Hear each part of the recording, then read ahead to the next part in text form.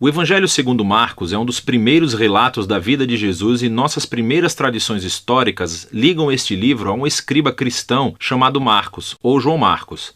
Ele era um colega de Paulo e um parceiro próximo de Pedro. E, de fato, um antigo historiador da igreja primitiva chamado Papias lembra que Marcos coletou os testemunhos oculares e memórias de Pedro e transformou-os nesse relato. Mas Marcos não juntou as peças aleatoriamente. Ele compôs essa história de Jesus com muito cuidado. No primeiro verso do livro, Marcos faz essa afirmação sobre Jesus.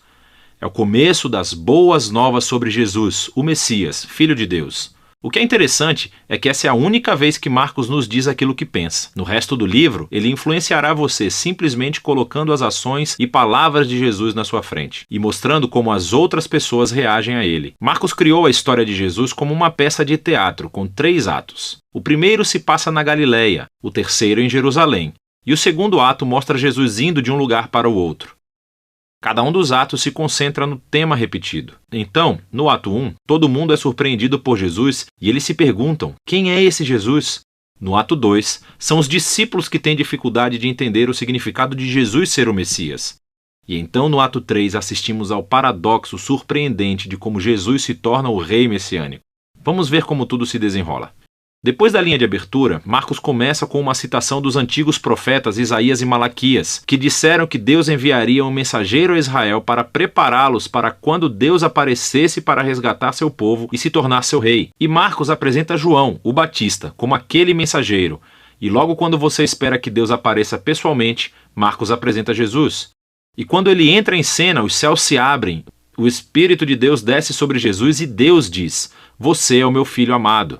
Depois disso, Marcos coloca diante de nós um resumo da mensagem central de Jesus. Ele percorreu a Galileia anunciando as boas novas de que o reino de Deus estava perto. Jesus está levando adiante a história das Escrituras do Antigo Testamento sobre a operação de resgate de Deus para o seu mundo.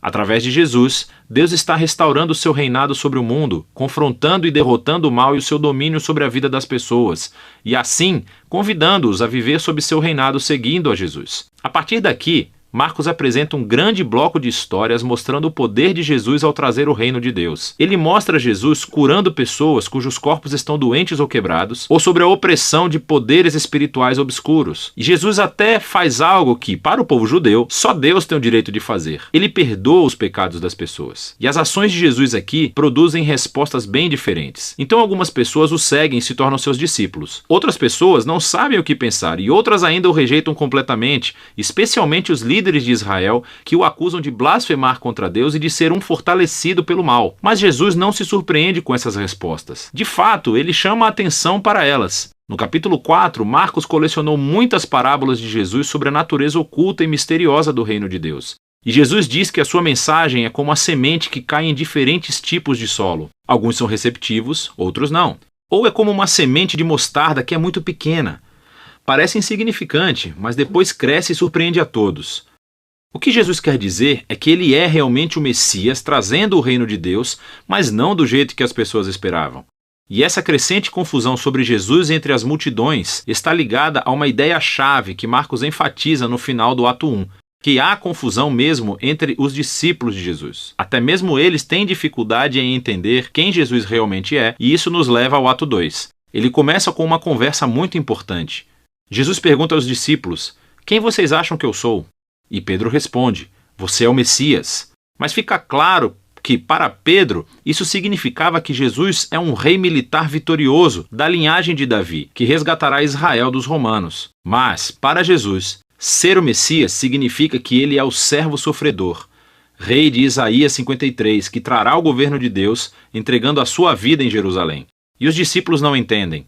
Eles acham que seguir o rei Jesus significa fama, status e importância, e Jesus deixa claro que segui-lo é como morrer, como carregar a sua própria cruz. Significa rejeitar a violência, o orgulho e o egoísmo e dar a própria vida pelos outros em atos de serviço e amor. Ele repete a mesma conversa outras 2 vezes. E tudo isso culmina na declaração importante de Jesus de que o Filho do Homem não veio para ser servido, mas para se tornar um servo e dar a sua vida pelos outros. Ainda assim os discípulos não entendem. Eles respondem com confusão e medo. E assim, aqui no ato 2, Marcos escreveu outra história importante que ecoa a introdução do livro. Jesus leva 3 dos seus discípulos até uma montanha e de repente se transforma. Ele está brilhando com luz e glória e uma nuvem o envolve. Agora, isso é como a glória do Deus de Israel que apareceu há muito tempo atrás no Monte Sinai. E então os 2 profetas que estavam na presença de Deus no Monte Sinai, Moisés e Elias, aparecem ao lado de Jesus enquanto Deus anuncia de novo: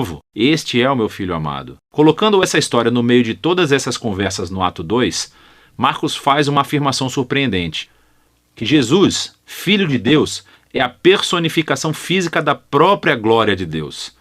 E em Jesus, o glorioso Deus de Israel se tornará rei, sofrendo e morrendo pelos pecados do seu próprio povo. É uma afirmação intrigante, que confunde e assusta os discípulos quando eles saem da montanha, o que nos leva ao ato 3. Jesus faz uma entrada real e pública em Jerusalém para a Páscoa. As pessoas o chamam de Messias. Então ele entra no pátio do templo e afirma sua autoridade real, expulsando os ladrões e bandidos e interrompendo o sistema sacrificial. Isso inicia uma semana inteira de Jesus debatendo e confrontando os líderes de Israel, condenando sua hipocrisia. E eles decidem traçar um plano para matá-lo. E Jesus avisa aos seus discípulos. Ele prevê que Jerusalém e seu templo serão destruídos dentro de uma geração. E os seus discípulos serão perseguidos como ele, até que ele retorne um dia para trazer o reino de Deus por todo o mundo. E tudo isso leva à última noite, quando Jesus toma a sua última refeição de Páscoa com os seus discípulos. Uma refeição simbólica que contou a história da libertação de Israel da escravidão através da morte do Cordeiro Pascal. E Jesus toma esses símbolos e lhes dá um novo significado. Eles apontam para a libertação do pecado e da morte que acontecerá através da morte do Messias sofredor. A partir daqui, a história avança para a prisão de Jesus, o seu julgamento perante os sacerdotes de Israel e o governador romano Pilatos, tudo isso resultando na crucificação de Jesus. E culmina em uma cena-chave, que reflete as cenas importantes dos atos 1 e 2. Exceto que dessa vez, não é uma nuvem que desce, mas sim as trevas. E em vez da voz divina do céu, é a voz de Jesus clamando antes de morrer. O mais surpreendente é que é um soldado romano que vê Jesus morrer, e ele entende e anuncia quem Jesus é. Este homem era o Filho de Deus. Ele é a primeira pessoa na história a reconhecer a afirmação chocante sobre a identidade de Jesus, que é o Filho crucificado de Deus, que é o Messias, Jesus de Nazaré, que morreu pelos seus amigos e pelos seus inimigos. Depois disso, o corpo de Jesus é colocado em um túmulo, e no primeiro dia da semana, 2 mulheres do seu grupo de discípulos vão ao sepulcro e descobrem que o túmulo está vazio e que a pedra havia sido removida. E um homem angelical informa que Jesus não está aqui, que ele ressuscitou dos mortos. E então ele ordena que eles sigam e contem a boa nova de que Jesus está vivo para os outros discípulos, que ele os encontrará de volta na Galileia. As mulheres ficam muito assustadas. Marcos diz que elas fugiram do túmulo aterrorizadas, sem contar a ninguém, pois estavam com medo.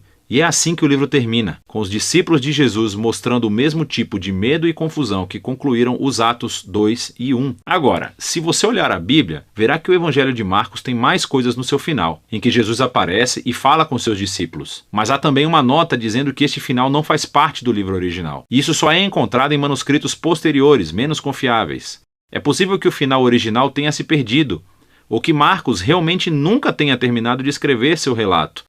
Mas é mais provável que esse final abrupto seja intencional. Toda a história se concentrou na afirmação chocante que intrigou os discípulos de Jesus do começo ao fim, que esse Jesus sofrido, crucificado e ressuscitado é o Messias, o Filho de Deus. Que o amor de Deus e o reino invertido foram revelados quando Jesus morreu pelos pecados do mundo.